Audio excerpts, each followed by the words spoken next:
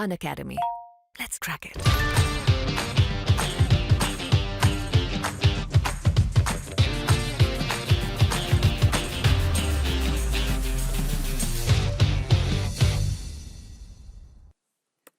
MPPSC जो 2020 का जो पाठ्यक्रम है, ठीक है, एमपीपीएससी 2020 का पाठ्यक्रम है। इसके अंतर्गत हम इकाई 3 हम पढ़ रहे हैं। इसमें है सामान्य जीव विज्ञान, सामान्य जीव विज्ञान, ठीक है।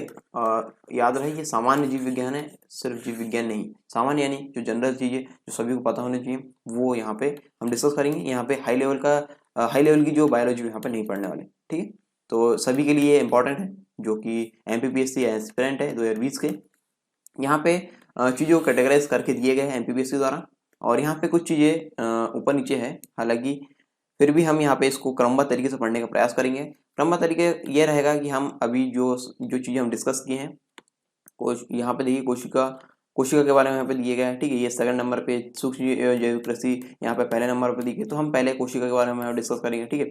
कोशिका की कार्य संरचना ये सारी चीज़ें हम देखेंगे, फिर वर्गीकरण ये सारी चीज़ें हम देख रहे हैं। अभी यहाँ पे हमने कुछ वर्गीकरण के टॉपिक्स भी डिस्कस कर चुके हैं, तो यहाँ पे कोशिका हम अभी डिस्कस कर रहे हैं। तो इस प्रकार से क्रमबद्ध तरीके से चलने वाली ये सारी चीज़ें, उसके बाद हम सूक्ष्म और जैविक कृषि में आएंगे, फिर आगे की ये सारी जो प्रोसेस है वो हम यहाँ पे फॉलो करने वाले हैं। तो एक क्रमबद्ध तरीके से चलने वाली सारी चीज़ें, और कोशिका के बारे में हम आगे जो अगले लेक्चर है वो हम डिस्कस करने वाले हैं। यहाँ पे मैं आपको बता दूं 30 अंक की ये इकाई होने वाली है, ठीक है, 30 अंक। और ये जो GS3 का पेपर है, सामान्य अध्ययन 3, यानी जिसमें साइंस एंड टेक्नोलॉजी यानी विज्ञान एवं तकनीकी, हिंदी में से बोलेंगे विज्ञान एवं तकनीकी, विज्ञान एवं तकनीकी, ये है 300 अंक का, ठीक है। इसमें कुल 10 इकाई है, तो हर इकाई 30 अंक की है, तो ये हो जाएंगे इस प्रकार 300 अंक, ठीक है। इसमें इसको आप हिंदी और अंग्रेजी माध्यम दोनों में दे सकते हैं। 3 घंटे का इसमें समय दिया जाएगा मुख्य परीक्षा में, ठीक है। तो शैल के अगले टॉपिक हम शुरू करते हैं। अनअकैडमी लेकर आया आपके लिए बहुत ही आकर्षक और फ्री प्लान एमपीपीएससी और व्यापम संबंधित। यदि आप एमपीपीएससी और व्यापम संबंधित एग्जाम की तैयारी कर रहे हैं तो फ्री प्लान आपके लिए फायदेमंद हो सकता है। 500 से ज्यादा फ्री लाइव क्लासेस यहाँ पे, और एवरी वीक ये दी जा रही है। डाउट क्लियरिंग सेशन भी इसमें सम्मिलित है। वीकली फ्री मॉक टेस्ट यहाँ पे चल रहे हैं। फ्री लाइव क्विज यहाँ पे चल रही है। 20 से ज्यादा क्वेश्चन कवर कराया जाता है हर सब्जेक्ट को मिला करके, ठीक है। और यहाँ पे T20 फ्री सीरीज यहाँ पे चल रही है। 20 मिनट में 20 क्वेश्चन होते हैं, आपको इनका आंसर देने होते हैं। और ये 8 बजे चलती है सीरीज, डेली 8 बजे, शाम को 8 बजे और 8:30 बजे इसका पेपर एनालिसिस कराया जाता है टॉप एजुकेटर्स के द्वारा। इसके लिए आपको करना क्या है, इस फायदे को उठाने के लिए अनअकैडमी ऐप डाउनलोड कीजिए, और यहाँ पे एमपीपीएससी से संबंधित ये कोड यूज कीजिए एमपीपीएससी और व्यापम में, और सरकार 10 प्रोमो कोड यूज कीजिए, सरकार 10। याद रहे सरकार 10 प्रोमो कोड यूज करने के बाद ही आप फ्री जो फ्री प्लान है उसको अनलॉक कर पाएंगे। तो सरकार 10 प्रोमो कोड जरूर यूज कीजिए, इसके बाद आप इस फ्री प्लान को एक्टिवेट कर पाएंगे। और यदि आप ऑलराउंड प्रिपरेशन करना चाहते हैं तो आप अनअकैडमी के प्लस बैचेस ले सकते हैं। यहाँ पे यदि आप प्रीलिम्स आपका लक्ष्य है अभी क्लियर करने का, तो आप 4 जून से यहाँ पे जो बैच शुरू हो रहा है उसमें एनरोल हो सकते हैं। अभी ज्वाइन कीजिए अल्टीमेट 60 डे क्रैश कोर्स को, क्योंकि यहाँ पे दिन का टाइम पे यानी ड्यूरिंग द डे यहाँ पे रिवाइज कराई जा रही है थ्योरी, और प्रैक्टिस कराया जा रहा है MCQ इवनिंग वाली शिफ्ट में। 20 से ज़्यादा मॉक टेस्ट ऑलरेडी यहाँ पे अपलोड हो चुके हैं। इसके अलावा यदि आप रिवीजन करना चाहते हैं अपनी गति से, तो अभी ज्वाइन कीजिए रिकॉर्डेड कंप्लीट रिवीजन बैच को। कंप्लीट प्रीलिम्स रिवीजन यहाँ पे 270 से ज़्यादा क्लासेस दी जा चुकी है प्रीलिम्स के अंतर्गत, और clear your doubts in every live 2 hours daily classes में। इसके अंतर्गत आप यदि रिवीजन कर रहे हैं ऑलरेडी, तो यहाँ पे संकल्प एमपीपीएससी प्रीलिम्स 2020 का एक बैच चल रहा है, एनरोल कीजिए इसमें। लाइव डाउट क्लियरिंग सेशन यहाँ पे चल रहे हैं, और अपनी तैयारी और मजबूत कीजिए। वीकली 12 सेशन यहाँ पे कराए जा रहे हैं सब्जेक्ट वाइज। क्या आप एमपीएससी की तैयारी शुरू से करना चाहते हैं, एकदम शुरू से, तो अभी ज्वाइन कीजिए 10 मंथ का फाउंडेशन बैच। प्रीलिम्स कोर्स यहाँ पे कंप्लीट कराया जाएगा मार्च तक, और यहाँ पे आपको मौका मिलेगा टॉप एजुकेटर्स लर्न करने का, ठीक है। जो मेगा बैच का स्टार्टिंग सून है यहाँ पे 5 जनवरी से ये शुरू होने वाला है। और यदि आपका 2019 का प्रीलिम्स निकल गया है तो आप स्वप्न पूर्ति बैच को ले सकते हैं, और अपने सपने को साकार करें अनअकैडमी स्वप्न पूर्ति कोर्स के साथ। कंप्लीट कराया जाएगा यहाँ पे 35 दिनों में आंसर राइटिंग प्रैक्टिस का सेशन, और हिंदी माध्यम के लिए ये बहुत ही विशेष है। ये टॉप एजुकेटर्स यहाँ पे दिए गए हैं, आप इनके सानिध्य में आप पढ़ सकते हैं। ये टॉप एजुकेटर्स यहाँ पे दिए गए हैं, आप इनसे पढ़ेंगे। और यहाँ पे आपको करना क्या होगा, प्लस कोर्स लेने के लिए अनअकैडमी का ऐप डाउनलोड करना होगा, और एमपीपीएससी और व्यापम संबंधित गोल चूज करके प्लस कोर्सेज में जाना है आपको। प्लस कोर्सेज के बाद यहाँ पे गेट सब्सक्रिप्शन में जाइए। इस वाले ऑप्शन में जाने के बाद आपको यहाँ पे सब्सक्रिप्शन के प्लान्स वगैरह दिखने लगेंगे, और या आप यहाँ पे अपने अनुसार प्लान चूज कर सकते हैं। और याद रखिए सरकार 10 प्रोमो कोड आप यूज कीजिए यहाँ पे, इससे आपको 10% का डिस्काउंट मिल सकता है। Download Unacademy app now to crack MPPSC and Vyapam exam. Let's crack it. अब जो टॉपिक डिस्कस करने वाले हैं वो है केंद्रक। ठीक है, कोशिका के अंतर्गत हम केंद्रक यहाँ पर डिस्कस करेंगे, जो बहुत ही ज़्यादा इंपॉर्टेंट है। ठीक है, केंद्रक कोशिका का मस्तिष्क होता है। ठीक है, तो सारी चीज़ें यहाँ से कंट्रोल होती है, इसलिए ये बहुत ही ज़्यादा इंपॉर्टेंट हो जाता है। केंद्रक की खोज किसके द्वारा की गई थी? ये की गई थी रॉबर्ट ब्राउन के द्वारा। ये महान वैज्ञानिक है एक, रॉबर्ट ब्राउन। इन्होंने केंद्रक की खोज की थी कोशिका के अंदर। ठीक है, और जैसे कि हम बात किए, अब ये कोशिका का मस्तिष्क होता है केंद्रक। इससे नियंत्रण और संचालन दोनों होता है, इसलिए इसको मस्तिष्क कहा जाता है कोशिका का। इसके अपवाद भी है कुछ। अपवाद कौन कौन से अपवाद है यहाँ पे देखिए। अपवाद है आरबीसीज यानी लाल रक्त कणिकाएं जो होती है, यानी रेड ब्लड सेल्स जो है उसमें केंद्रक नहीं होता है। और प्लेटलेट्स में केंद्रक नहीं होता है, क्योंकि यहाँ पे हर सेल में हम देखते हैं हर सेल में एक केंद्रक होता है। ठीक है, हर सेल में एक केंद्रक होता है, लेकिन यहाँ पे इसके अपवाद है जिसमें केंद्रक नहीं होता, जिन कोशिकाओं में, वो है आरबीसी और प्लेटलेट्स। ठीक है, तो दो सेल यहाँ पे इसके अपवाद है जिसमें केंद्रक नहीं होता है। अगला हम बात करते हैं गुणसूत्र की। ठीक है, क्योंकि न्यूक्लियस यानी केंद्रक में होते हैं गुणसूत्र। अब गुणसूत्र में कुछ चीज़ें हैं जो जानना जरूरी है। देखिए यहाँ पे होते हैं पेयर्स। ठीक है, जो गुणसूत्र है वो पेयर्स में होते हैं, जोड़े में होते हैं। और ह्यूमन में कितने गुणसूत्र होते हैं? ह्यूमन में होते हैं 46, लेकिन हम 46 उसको नहीं बोलेंगे, इसको हम जोड़े में बोलेंगे, 23 जोड़े।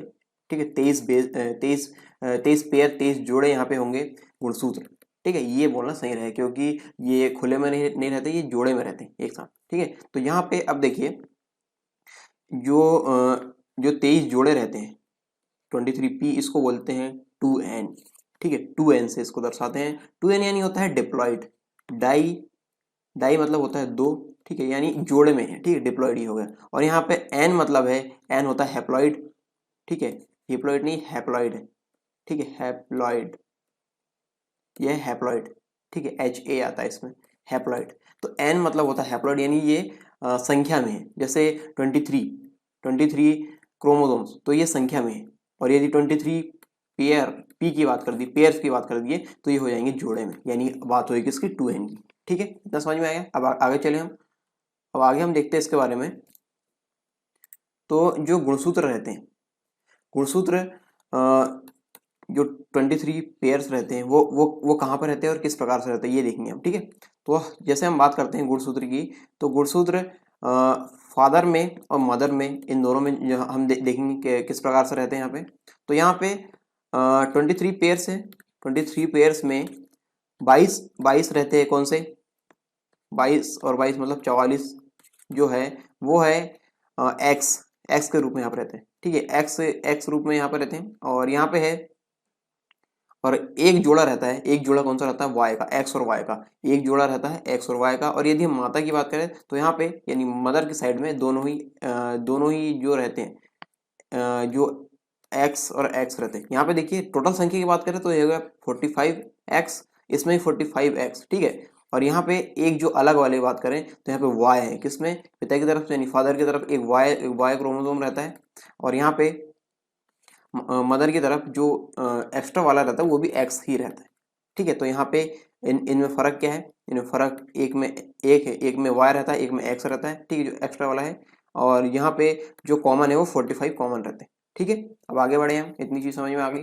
अब देखो यहाँ पे, इससे पहले हम क्रोमोसोम समझे, क्रोमोसोम तो हमको पढ़ना है, इससे पहले हम सेल डिवीजन पढ़ते हैं, कोशिका विभाजन, बहुत ही इंपॉर्टेंट है। ठीक है, क्रोमोसोम पढ़ने के लिए कोशिका विभाजन पढ़ना बहुत ही आवश्यक है। ठीक है, तो यहाँ पे ये किस प्रकार से फिर ये जनन में यहाँ पे सन होगा, डॉटर होगी, ये इस प्रकार से जो मतलब बेटा होगा या बेटी होगी, इस प्रकार से जो चीजें आएगी वो हम सेल डिवीजन के बाद ही समझ पाएंगे। तो सेल डिवीजन हम देखते हैं। सेल डिवीजन के कारण ही हम बने। ठीक है, आपको जानकारी होनी चाहिए, सेल डिवीजन कारण ही हम बने हैं। यहाँ पे जो समसूत्री विभाजन कारण शरीर वृद्धि करता है। ठीक है, समसूत्री विभाजन कुछ काम होता है उस कारण, जैसे कि हम छोटे थे पहले। ठीक है, मान लीजिए जब हम जन्म लिए थे 3 केजी के थे, तो 3 केजी से आज हम 60 केजी 70 केजी इसके आसपास हो गए हैं, या फिर जितना जितना वजन है उतना हो गए। तो ये कैसे हुआ? ये हुआ कोशिका विभाजन के द्वारा। ठीक है, तो यहाँ पे हमको समझना होगा कि हमने जब पढ़े थे उसको, देखिए जब सेल हमने स्टार्ट किए थे, तो ये वाला जो कंसेप्ट था वो हमने यहाँ पे देखे थे, जीवन की इकाई वाला। ठीक है, जीवन की इकाई वाले कंसेप्ट हमने ये देखे थे कि जो फादर है और मदर है, फादर की तरफ से आते हैं स्पर्म्स, मदर की तरफ से आते हैं एग्स। ठीक है, ये आते हैं जनन कोशिका से, जनन कोशिका से। ठीक है, ये जनन कोशिका से आते हैं, और यहाँ से जब जनन में जब ये मिलते हैं तो ये बनता है युग्मनज, इसको बोलते हैं जाइगोट। क्या बोलते हैं इसको? जाइगोट। जाइगोट यानी होता है एक कोशिका। यहाँ से जब हम अभी क्रोमोसोम के बारे में पढ़ेंगे तो 23 यहाँ पे इस प्रकार से आएंगे, तो वो हम यहाँ पर डिस्कस करने वाले हैं। पर यहाँ पे मैं आपको बता रहा हूँ कि जो सेल डिवीजन है वो उसका रोल यहाँ पे क्या है। ठीक है, तो यहाँ पे सेल डिवीजन का रोल समझिए। यहाँ पे देखिए युग्मनज बना, अब युग्मनज यानी एक कोशिका होती है, जाइगोट यानी एक कोशिका। ठीक है, तो यहाँ पे देखिए, यहाँ पे जब बना तो ये हुआ क्या, एक कोशिका, फिर कोशिका से बने, कोशिका से मिलकर बने क्या, उतक, उतक बने, उतक से फिर बनते हैं अंग, फिर अंग से बनते हैं अंगतंत्र, फिर अंगतंत्र से बनता है जीवन, यानी मल्टी सेलुलर बॉडी, यानी कि जो अभी हम है जो। ठीक है, जो मल्टी सेलुलर बॉडी है अभी जो हम है वो बनता है। ठीक है, तो इतनी जो प्रक्रिया रहती है ये होती है कोशिका विभाजन के द्वारा। इसके द्वारा कोशिका विभाजन बहुत ही इंपॉर्टेंट है, और यहाँ पे कोशिका का विभाजन भी हम यहाँ पे देखने वाले हैं कि किस प्रकार से कोशिका विभाजित होके और कोशिकाओं का निर्माण करती है। ठीक है, तो यहाँ पे कोशिका विभाजन में हम देखेंगे जो जाइगोट है। ठीक है, मेरा वो पहले का जो कंसेप्ट बताने का मतलब ये था कि जाइगोट से किस प्रकार मल्टीसेलुलर बॉडी बनती है, उसमें कोशिका विभाजन का रोल रहता है, वो बताने का मेरा उद्देश्य था। ठीक है, अब हम पढ़ेंगे कोशिका विभाजन, ये कैसे होता है और कितने प्रकार से होगा। ठीक है, तो याद रखिए कोशिका विभाजन से ही हम बने हैं, जो कंट्रोल वाला जो रिवीजन होता है, जो कोशिका विभाजन होता है उससे। लेकिन यदि यही प्रक्रिया यदि अनियंत्रित हो जाए, यदि अनकंट्रोल हो जाए, ठीक है, ये जो कोशिका विभाजन की प्रक्रिया है, यानी जो सेल बनने की प्रक्रिया है वो अनियंत्रित हो जाए, तो इससे होता है कैंसर, कैंसर का कारण ये बनती है। ठीक है, जो कोशिका विभाजन अनियंत्रित हो जाए तो वो बन जाता है कैंसर का कारण, उससे फिर कैंसर की समस्या होने लगती है। ठीक है, कैंसर जैसी बीमारी यहाँ पे होने लगती है। अब जो कोशिका विभाजन है वो कुछ फेज में होता है, वो 2 फेज यहाँ पे इंपॉर्टेंट है, एक है इंटरफेस और दूसरा है एम फेज। ठीक है, पहला कौन सा फेज है? इंटरफेस, और दूसरा है एम फेज। इंटरफेस को हिंदी में बोलेंगे हम अंत्यावस्था, अंत्यावस्था, और एम फेज को बोलेंगे विभाजन की अवस्था, यानी डिवीजन फेज, इसको डिवीजन फेज भी बोलेंगे। ठीक है, एम फेज को हम क्या बोलेंगे? Division phase. अब यहाँ पे देखिए, इसमें जो सबसे ज्यादा इंपॉर्टेंट है वो कौन सी है? सबसे ज्यादा इंपॉर्टेंट है इंटरफेस, यानी जो अंत्यावस्था वाली कंडीशन है वो। ठीक है, ये बहुत ज्यादा इंपॉर्टेंट है, क्योंकि ये कंट्रोल फेज कहलाता है। कंट्रोल फेज यानी ये नियंत्रित करता है किसको? कोशिका विभाजन को, ये रेगुलेट करता है इस फेज। ये जो फेज है कोशिका विभाजन को रेगुलेट करेगा, विभाजन कैसे होगा, कब होगा और किस तरीके से होगा, ये सारी चीजें कौन डिसाइड करता है, यानी कब डिसाइड होता है? ये होता है इंटरफेज में, अंत्यावस्था में। ठीक है, एम फेज में तो खाली डिवीजन होता है। ठीक है, इसलिए सबसे ज्यादा इंपॉर्टेंट कौन सी है? इंटरफेज। फिर है एम फेज, विभाजन की अवस्था, यानी डिवीजन फेज है ये। अब डिवीजन फेज यानी एम फेज दो टाइप से होगा यहाँ पे। पहला है मिटोसिस और दूसरा है मियोसिस। ठीक है, मिटोसिस को हिंदी में बोलेंगे समसूत्री विभाजन, और मियोसिस को हिंदी में बोलेंगे हम अर्धसूत्री विभाजन। यानी ये जो समसूत्री है इसमें वैसे ही जैसे यहाँ 2n है, 2n जब विभाजित होंगे तो 2n में ही होंगे। ठीक है, यहाँ पे संख्या कम नहीं होगी, उतनी संख्या रहेगी जब ये विभाजित होगी। ठीक है, ये जो कोशिकाएं जब विभाजित होगी तो यहाँ पे इन विभाजन में संख्या कम नहीं होगी। लेकिन हम बात करें अर्धसूत्री की, यहाँ पे नाम से स्पष्ट ऐसा है कि अर्धसूत्री यानी आधे हो जाएंगे। ठीक है, यहाँ पे जो संख्या है वो आधी हो जाएगी। ठीक है, जो 2n है, 2n क्या है यहाँ पे? 2n है यहाँ पे गुणसूत्र की संख्या, गुणसूत्र की संख्या यहाँ पे क्या हो जाएगी? आधी हो जाएगी। जैसे 2n है यहाँ पे तो 2n का हो जाएगा n।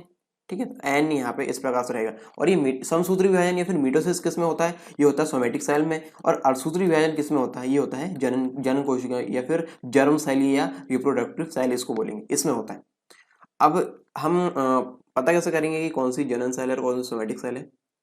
तो यहाँ पे जो जनन कोशिकाएं होती हैं, ठीक है, जनन कोशिका होती है, वो होते हैं मानव में, यदि पुरुष की बात करें तो वृषण वृषण होता है, और महिला में बात करें तो ये होता है अंडाशय, ये होती है जनन कोशिका, ठीक है।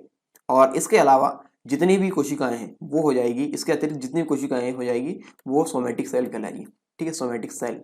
जैसे ब्लड हो गया, नेल हो गया, हेयर हो गया, बोन हो गया, और बाकी जितनी भी सेल है ये कहलाएगी सोमेटिक सेल, ठीक है। और यहाँ पे एक कंसेप्ट आपको बताना चाहूंगा, जब हम क्लोनिंग करेंगे, ठीक है, आगे आगे हम पढ़ेंगे क्लोनिंग के बारे में, तो क्लोनिंग करेंगे तो वहाँ पे हम सोमेटिक सेल को ही लेंगे, ठीक है, सोमेटिक सेल को, ये हम आगे पढ़ेंगे, ठीक है। तो ये हम देख चुके हैं क्या, जनन कोशिका, सोमेटिक सेल, सोमेटिक कोशिका, ये दोनों हम देख चुके हैं, ठीक है। अब यहाँ पे जैसा कि हमने बात किए थे, 2n यानी डिप्लॉयड है और n यानी हैप्लॉयड है, और 2n यानी 23 पेयर हो जाएंगे, और n यहाँ हो जाएगा सिर्फ संख्या, ठीक है, गुणसूत्र की संख्या, ये गुणसूत्र की संख्या यहाँ पे आधी हो जाएगी, ठीक है। यहाँ पे गुणसूत्र की संख्या क्या हो रही है, उतनी ही रह रही है, ठीक है। यहाँ पे 2 है तो ये 4 हो गए, ठीक है। यहाँ पे ये 1 है तो 1 से 2 हुई, फिर 2 से 4 हो जाएगी, 4 से, इस प्रकार ये समसूत्री विभाजन में उतनी ही संख्या में बढ़ती आएगी आगे, ठीक है, यानी डबल होती आएगी, ठीक है। तो समसूत्री और अर्धसूत्री विभाजन हम यहाँ पे समझ गए।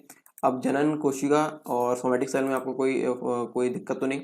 और याद रहे हम यहाँ पे जनरल साइंस के बारे में पढ़ रहे हैं, ठीक है, जनरल साइंस के अंतर्गत ये सारी चीज़ें पढ़ रहे हैं। हालांकि जब जब जो एडवांस साइंस जब पढ़ते हैं, यानी जैसे गेट वगैरह के एग्जाम के लिए, और भी जो अलग एग्जाम है उसके लिए, जब बायोलॉजी जब पढ़ते हैं तो उसमें काफ़ी सारी चीज़ें इसमें और ऐड होती है। लेकिन जो मिटोसिस और मियोसिस में जो मेन डिफरेंस वगैरह है वो हमने यहाँ पे देखा जनरल साइंस के तहत, ठीक है, जो कि हमको यूपीएससी के में भी काम आएगा, और जो स्टेट पीसीएस जो रहते हैं, जैसे एमपीपीएससी, यूपीपीएससी, ये इस प्रकार की जो स्टेट पीसीएस है, और अन्य जो स्टेट पीसी जहाँ पे जनरल साइंस पूछा जाता है, वहाँ पे ये टॉपिक काम आएंगे, और इतने काम आएंगे, ठीक है, ज़्यादा हमको नहीं पढ़ना है इसमें।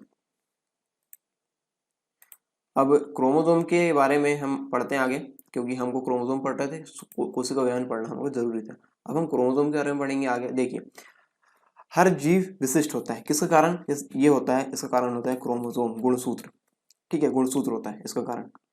जैसे ह्यूमन में यानी हम में 23 पेयर क्रोमोसोम होते हैं, 23 जोड़े गुणसूत्र होते हैं इसमें, ठीक है, हम में। और यहाँ पे ये भी इसके लिए भी जिम्मेदार रहता है कि हम अलग अलग दिखते हैं। जैसे ह्यूमन अलग दिखते हैं, केला है, केला के अलग गुण रहेंगे, वो अलग प्रकार से दिखेगा, और बाकी जो जीव है वो अलग अलग प्रकार से दिखेंगे। वो किस कारण होता है, ये क्रोमोसोम्स के कारण होता है, ठीक है। इसमें केले में 18 क्रोमोसोम्स होते हैं, और यहाँ पे ह्यूमन में 23 पेयर क्रोमोसोम्स होते हैं, और अब बहुत सारे जो जीव है उसमें क्रोमोसोम की संख्या अलग अलग होती है, ठीक है।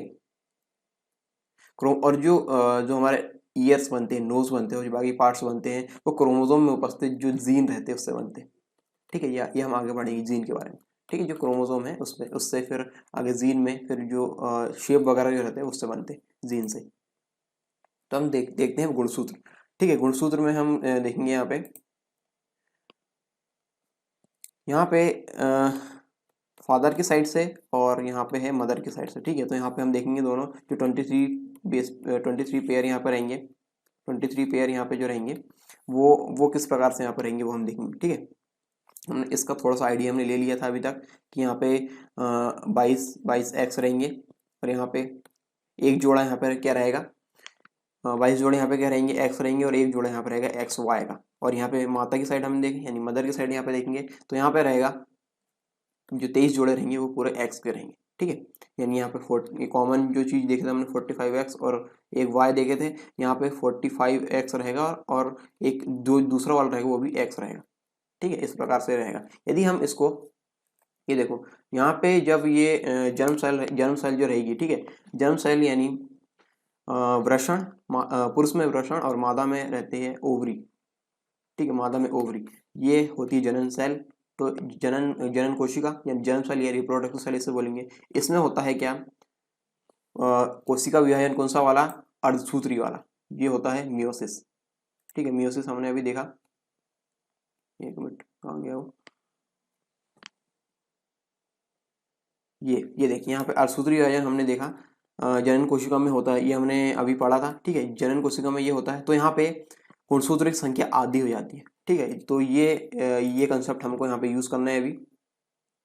यहाँ पे देखो, ये इसको हम आधा भाग मान रहे हैं, किसको, इतने को आधा भाग मान रहे हैं। और इतने को आधा भाग मान रहे हैं, ठीक है। और ये दूसरे वाला यानी मदर की साइड में इसको आधा भाग मान रहे हैं, इसको आधा भाग मान रहे हैं, ठीक है। क्योंकि जब जो अर्धसूत्री विभाजन होगा तो वहाँ पे मियोसिस होगा, तो वहाँ पे ये आधे में आएंगे, ठीक है, यानी स्पर्म 23 आएंगे, ठीक है। स्पर्म में जो क्रोमोसोम रहेंगे 23 रहेंगे, एक्स में 23 रहेंगे। पहले जब वृषण में रहेंगे तो जब जनन के दौरान वहाँ पे वृषण और ओवरी में ये पेयर में रहेंगे, और यहाँ पे जब ये एक्स और स्पर्म आएंगे तो इसमें अर्धसूत्री विभाजन होगा, तो इनमें संख्या आधी हो जाएगी, ठीक है। इतना समझ में आया। अब यहाँ पे देखो, यहाँ पे 23 है, एक्स वाले 23 है, और यहाँ पे 23 है, 23 है, इसमें एक वाई भी है, ठीक है। इसमें एक वाई का वाई वाला क्रोमोसोम है। यहाँ पे देखो, यहाँ पे 23 है पूरे, और यहाँ पे 23, ठीक है। अब देखना यहाँ पे एकदम ध्यान से समझना कि यहाँ पे मैं बताने वाला हूँ कि बॉय और गर्ल की कंडीशन कब बनती है, कि बॉय होगा, जो बेबी होगा बॉय होगा, या फिर गर्ल होगा, लड़का होगा या लड़की होगा। यहाँ पे देखना ये देखिए 23 यहाँ पे आए क्रोमोसोम, कौन से वाले, एक्स वाले, ये है एक्स वाई वाला एक है, यहाँ पे एक्स एक्स है, यहाँ भी एक्स एक्स, यानी हमको देखना है कि ये कब मिलेंगे, मतलब किससे मिलेंगे और किस प्रकार से जो बॉय है और गर्ल बनेंगे। यहाँ पे देखिए, सबसे पहले यहाँ पे देखिए ये है एक्स, ये एक्स वाला है, एक्स वाला को हमने इससे मिला दी एक्स वाले से, मतलब जो मिलेगा एक्स वाला जब मिलेगा तो इस प्रकार से बनेगा 23 तो 23 पेयर हो जाएंगे, ठीक है। 23 पेयर ये हो गए। अब यहाँ पे देखो ये वाला जो y है, y को हमने किससे मिला दी, दूसरे वाले से,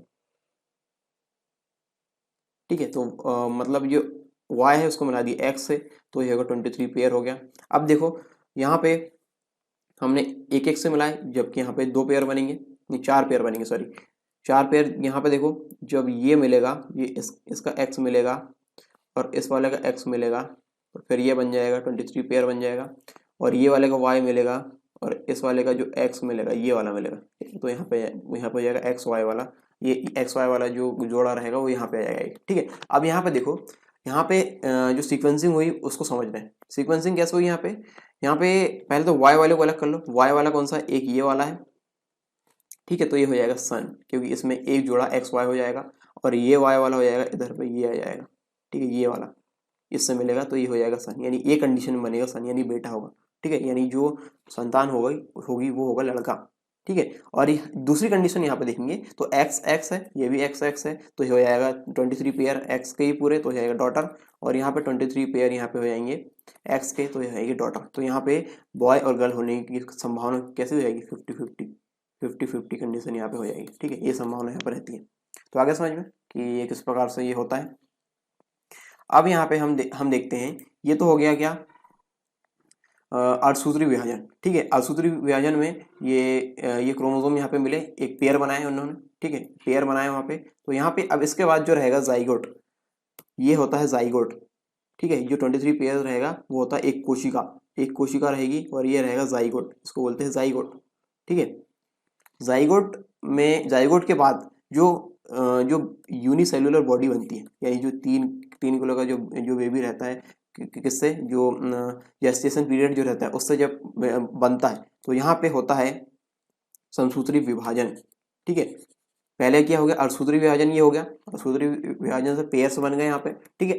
पेयर्स बनाया तो एक कोशिका यहाँ पे बनी जाइगोट के बाद यहाँ पे जब जो बेबी बनेगा वो बनेगा किससे, मिटोसिस से, यानी समसूत्री विभाजन से।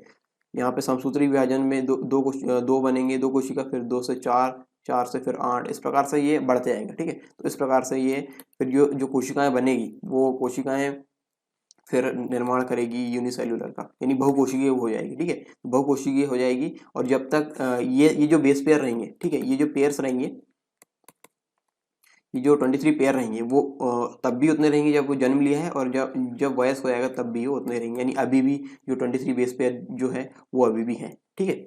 इस प्रकार से ये जो पेयर्स रहे 23 वो सभी में समान रहते हैं, यानी सारी कोशिकाओं में पैदा होने के समय और वर्तमान समय में एक ही गुणसूत्र होते हैं, ठीक है। और गुणसूत्र में होते हैं डीएनए, गुणसूत्र में होते हैं क्या, डीएनए, और सारी कोशिकाओं में गुणसूत्र समान होते हैं।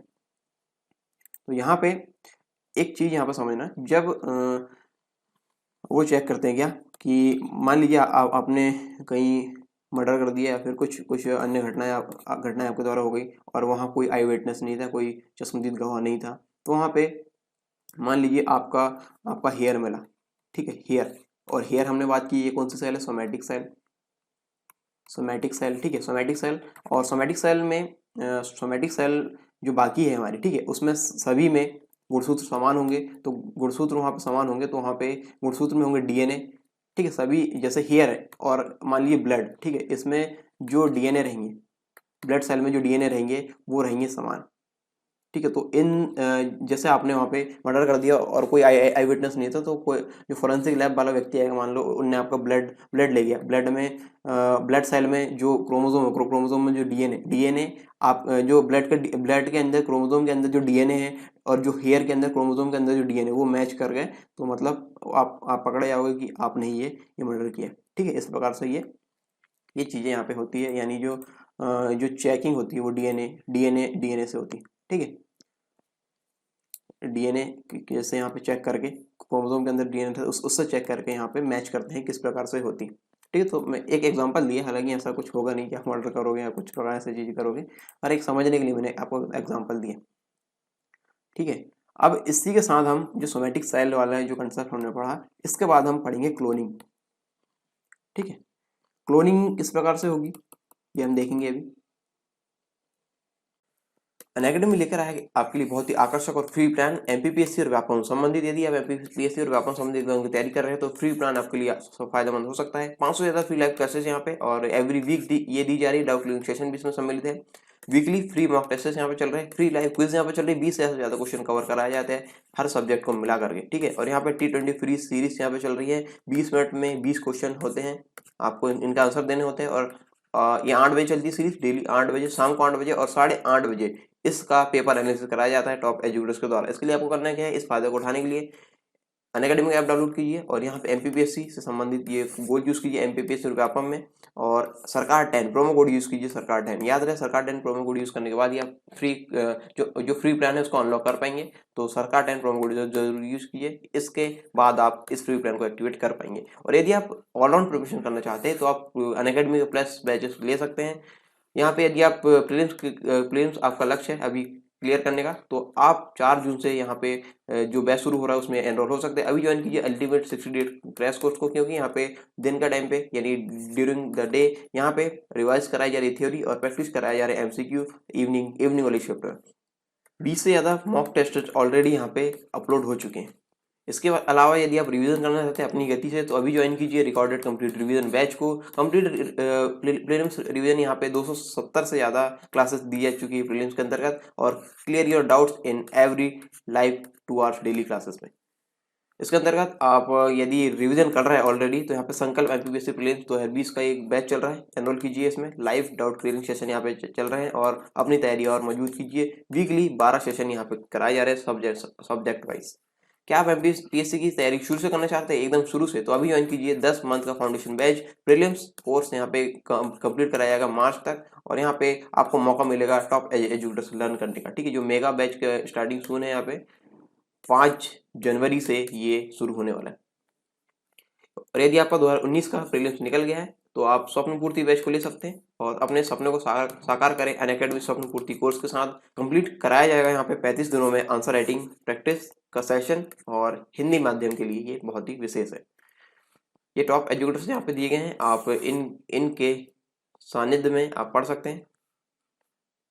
ये टॉप एजुकेटर्स यहाँ पे दिए गए हैं, आप इनसे पढ़ेंगे। और यहाँ पे आपको करना क्या होगा, प्लस कोर्स लेने के लिए अनअकैडमी का ऐप डाउनलोड करना होगा और एमपीपीएससी व्यापम संबंधित गोल चूज करके प्लस कोर्सेज में जाना है आपको। प्लस कोर्सेज के बाद यहाँ पे गेट सब्सक्रिप्शन में जाइए। इस वाले ऑप्शन में जाने के बाद आपको यहाँ पे सब्सक्रिप्शन के प्लान्स वगैरह दिखने लगेंगे और ये आप यहाँ पे अपने अनुसार प्लान चूज कर सकते हैं। और याद रखिए सरकार 10 प्रोमो कोड आप यूज कीजिए यहाँ पे, इससे आपको 10% का डिस्काउंट मिल सकता है। Download Unacademy app now to crack MPPSC and Vyapam exam.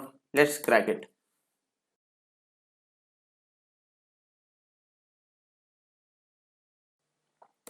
अब हम इतना तो समझ चुके हैं कि जो सोमैटिक सेल है, सोमैटिक सेल से ही हम जो बनते हैं आगे हम एक बेबी से आगे बनेंगे, यानी वयस्क जो वगैरह जब बनेंगे वो उसमें रहती सोमैटिक सेल, ठीक है। सोमैटिक सेल रहेगी उसमें, और सोमैटिक सेल का एक कंसेप्ट हम यूज़ करते हैं क्लोनिंग में, ठीक है। क्लोनिंग में जब हमको पता है कि जर्म सेल है, ठीक है, जर्म सेल है जब हम लेंगे, जर्म सेल में गुणसूत्र आधे ही आते हैं यानी 23 आ रहे हैं, ठीक है। 23 आ रहे हैं और उनको 23 की और आवश्यकता है, तब जाके ये एक एक एक जाइगोट बनेगा, ठीक है, जाइगोट बनेगा। लेकिन जब हम बात करें सोमेटिक सेल की, तो सोमेटिक सेल में ऑलरेडी वो बन रहा है क्या, समसूत्री विभाजन इसमें होगा, तो वैसे ही कोशिकाएं वो बनाएगा, ठीक है, वैसे ही उसी उसी प्रकार के सेल वहाँ पे वो जनरेट करेगा। यानी 2n है तो 2n है तो 2n और 2n यहाँ पे जनरेट करेगा। तो हम इसकी सहायता से हम करते हैं क्लोनिंग, क्या करते हैं, क्लोनिंग, यानी क्लोन बनाते हैं। तो सोमेटिक सेल वहाँ पे लेते हैं। और जर्म सेल क्यों नहीं लेते, जैसा कि हमने यहाँ पे बात की, इसमें आधे ही गुणसूत्र रहते हैं ना। अब आधे आधे जैसे लैब में बनाए भी तो आधे की आवश्यकता तो पड़ेगी, तो सेम टू सेम वैसा नहीं बनेगा, क्योंकि फिर जो यानी फादर की तरफ से 23 आएंगे, मदर की तरफ से फिर आपको 23 की आवश्यकता पड़ेगी। तो इस प्रकार से जर्म सेल को वहाँ पे नहीं लेंगे, ठीक है, क्लोनिंग में लेंगे हम सोमेटिक सेल। अब क्लोनिंग के अंतर्गत हम देखते हैं तो जंतु में पहला क्लोन बनाया गया था फ्रॉग का, जो कि उभयचर था, ठीक है। और स्तनधारी की बात करें तो स्तनधारी में पहला क्लोन बनाया गया था मादा भेड़ का। और किससे बनाया गया था, ये बनाया था दुग्ध ग्रंथि से, दुग्ध ग्रंथि की कोशिका से बनाया गया, ठीक है। और हम यदि बात करें तो दुग्ध ग्रंथि कोशिका कौन सी सेल होगी, ये होगी सोमेटिक सेल, ठीक है, सोमेटिक सेल। या फिर आपका और हमारा, जैसे आपका या मेरा किसी क्लोन बनाना तो हम किससे बनाएंगे, सोमेटिक सेल से ही बनाएंगे, ठीक है। अब भारत में क्लोन भी बना है, ठीक है। उससे पहले हम बात करते हैं कि जो मादा भेड़ है, मादा भेड़ जो बनी थी, जो पहला स्तनधारी क्लोन था, उसका नाम था डॉली, क्या था, डॉली, ठीक है। अब भारत में पहला क्लोन भैंस का बनाया गया था, इसका बनाया था भैंस का, और ये बनाया गया था NDRI, national dairy research institute, जो कि करनाल हरियाणा में है, इसमें यह बनाया गया है। और किस कोशिका को लिया गया, कोशिका का टाइप कैसा हो, कोशिका का टाइप हम समझते हैं, सोमेटिक सेल यहाँ पर रहेगी। और किस सेल को यहाँ पे लिया गया, मतलब कौन सा भाग से, ये थी ईयर सेल को लिया गया था, ठीक है, जो भारत में क्लोन बना था उसमें पहला क्लोन जब बना था वो। और इसी कंसेप्ट का यूज़ करके फिर डीएनए फिंगरप्रिंटिंग वगैरह, जो डीएनए फिंगरप्रिंटिंग में जो सारी चीज़ें होती है वो इसी कंसेप्ट से यूज़ होती है, ठीक है। जैव तकनीकी में हम डीएनए फिंगरप्रिंटिंग पढ़ते हैं, तो ये सारी चीज़ें जो डीएनए फिंगरप्रिंटिंग से संबंधित चीज़ें हैं वो हम ये कंसेप्ट का यूज़ करते हुए पढ़ते हैं, ठीक है। जो बेस पेयर्स रहेंगे, जो क्रोमोसोम्स रहेंगे, उसके कंसेप्ट को आगे पढ़ के हम डीएनए फिंगरप्रिंटिंग करते हैं। और यहाँ पे डीएनए फिंगरप्रिंट बहुत ही आवश्यक है, क्योंकि इससे सवाल आते हैं। और डीएनए फिंगरप्रिंटिंग से सवाल आया था, मैं आपको दिखा देता हूँ, एक डीएनए फिंगरप्रिंटिंग के नाम से ही आ गया था, ठीक है, और डायरेक्ट ही कुछ पूछ लिया गया था। मैंने यहाँ पे बना के रखा हूँ लास्ट ईयर के क्वेश्चन, एक मिनट, थोड़ा सा टाइम लगेगा, बस ये आ गया क्लोन, ये देखो क्लोन आया यहाँ पे, क्लोन, ठीक है। क्लोन के बारे में 3 नंबर पूछा गया लास्ट ईयर क्वेश्चन में, ठीक है, लास्ट ईयर के जो क्वेश्चन पेपर है उसमें। और ये यहाँ पे डीएनए फिंगरप्रिंटिंग के बारे में पूछा है, ये देखो, तो हमने जो अभी पढ़ा वो यहाँ पे ये देख सकते हैं आप, ये इससे क्वेश्चन आए हुए हैं, ठीक है, डीएनए फिंगरप्रिंटिंग से और क्लोन से, ठीक है। तो डीएनए फिंगरप्रिंटिंग के बारे में हम तो अभी और पढ़ेंगे हालांकि, पर जो क्लोन वगैरह की जो कंडीशन है वो हमने अभी देख ली, ठीक है। क्लोन वगैरह की कंडीशन यहाँ पे देख ली है। और मतलब इसका मतलब ये है कि हम जो भी पढ़ रहे हैं वो बहुत ही इंपॉर्टेंट है। और यहाँ पे जो भी जो भी चीज़ें बताई जा रही है बहुत ही ज़्यादा एग्जाम से संबंधित है, ठीक है। यहाँ पे हम और चीज़ें देख लेते हैं, एक मिनट, शायद कहाँ गई वो फाइल, नहीं ये फाइल नहीं है,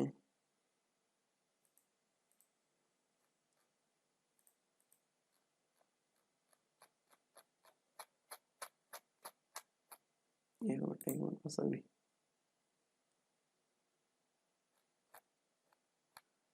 ये सॉरी, ये है वो फाइल, वो सेम नेम की 2 फाइल हो गई थी, इसलिए कोई दिक्कत नहीं। हम यहाँ पे देखते हैं, हम आगे